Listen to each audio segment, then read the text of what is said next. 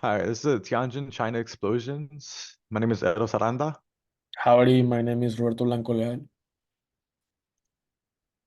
So what happened? So on August 12th, 2015, at a chemical storage facility located in the port of Tianjin, which is a major shipping hub in China, a bunch of explosions happened, primarily two major explosions, which killed 173 people while injuring hundreds of others. This occurred at a chemical warehouse that stored hazardous chemicals.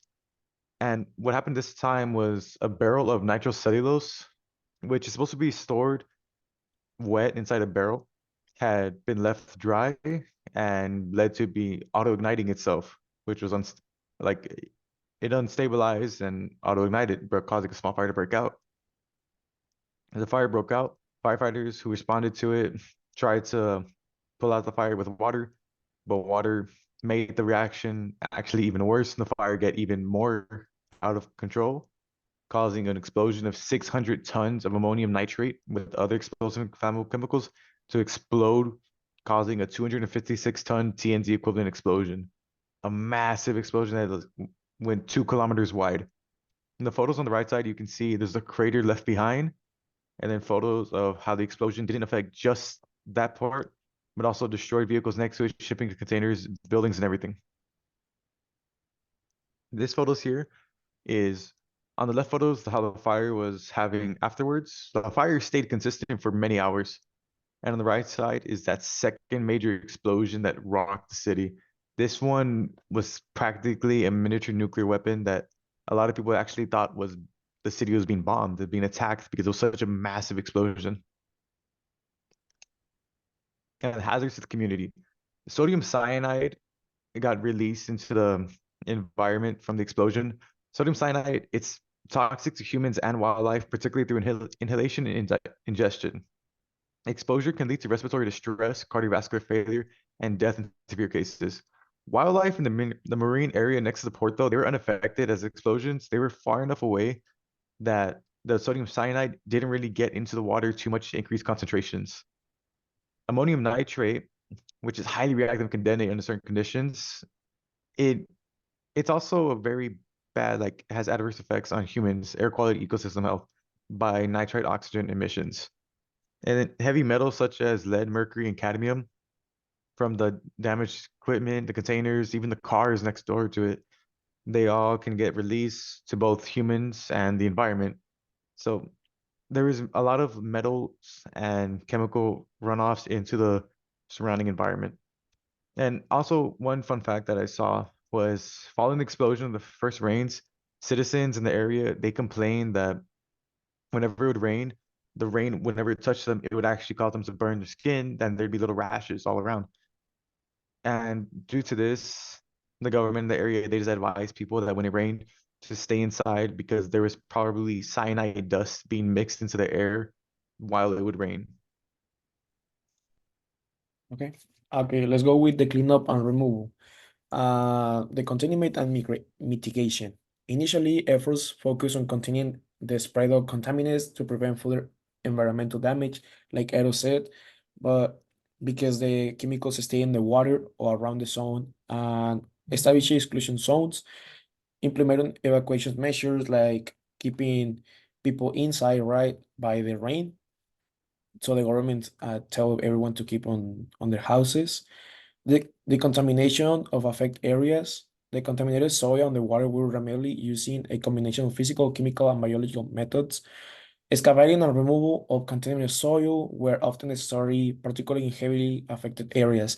Like we said, the first responders in this case were the firefighters and the 911, for example, the paramedics around the area. But the cleaning, after imagine work all that, the fire and saving people, and then you have to clean, of course it's gonna be a really heavy work, and it takes not only like 1 month, it takes like multiple months, almost a year, to discontaminate the area because it was around 2 kilometers, right? Also, the oxidation.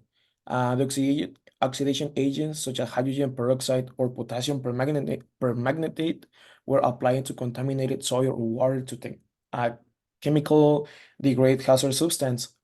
These oxidation agents keep on the water, so more like live well wildlife are affected.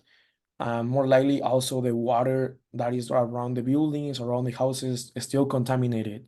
So it's hard, like, to the government do something, right? Because it has to run away later with the time, but it's still affecting the people in that city. And how are we gonna naturalize acids or bases that we were used to naturalize acids or basic contaminated, adjusting the pH of the affected environment to more neutral level, helping to neutralize the all the hazard substance that is around, right? So the government trying to clean using a more chemicals so the people in the area don't get so much like damage, right? Next. And after math, public health concerns scientific research on the health effects of explosion um, documented a range of acute and chronic health problems among exposed individuals.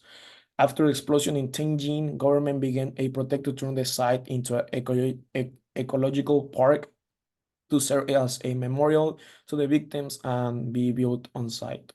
The construction began after the site was deemed safe and hazard chemical neutralized. So this is after, like, after the exposure of the chemicals, right? The government tried to make a building or something nice so they can remember the people that die and everyone that helps to like to yeah to help in the case, right? And any modern data of the soil or any other traces of chemical pollution is hard to find, as the Chinese government has tried heavily to forget the incident of any testing has been put to a stop. And then also, what we were saying at the park at this one is the park was actually created, but due to various things such as embezzling funds and just being rushed, sloppily constructed, the park just ended up being a huge waste of time and money and just ended up as just a bunch of trees. There was no memorial center now, so all the firefighters who died during this incident, there's nothing to memorialize them. Yep. And yeah, here are our references. Yes. Thank you for your time. Thank you, Dr. Dreamer. And then here's our grade scope, sir. Yep. All right. Thank you very much. Thank you so much.